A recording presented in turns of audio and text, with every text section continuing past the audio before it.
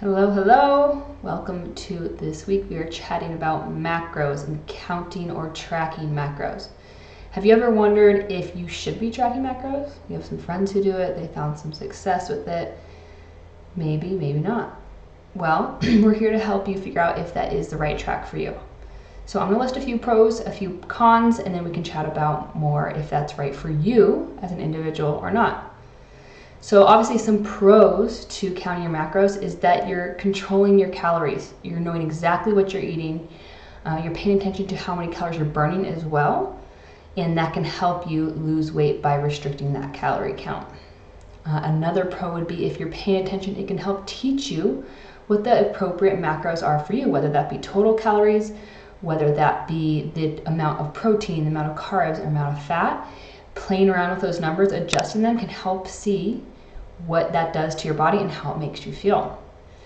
And then another pro would be that it can help hold you accountable, right? That's why a lot of people get macro counting coaches, is because they check in every week or maybe even more often, and that helps hold you accountable to what your goals are.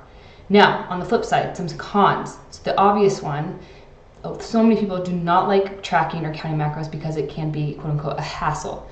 You do have to take time each and every day to input what you're eating.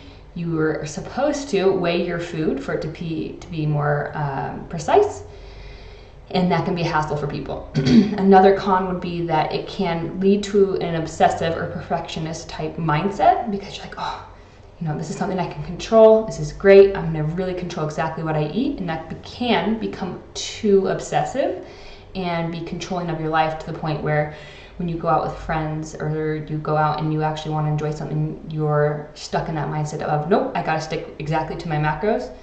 And for some people, that might be okay. For others, that might be harmful, again, for our well-being and our mental state. Other cons, if you're not paying attention, you could be in a deficit for too long, meaning you're restricting calories for too long. And that's going to very much mess with your health, your adrenals, your HPA axis, and your hormones. It's really not a good thing to restrict calories for too long. So if you don't know what you're doing, or if your coach doesn't know what you're doing, then that can be extremely harmful.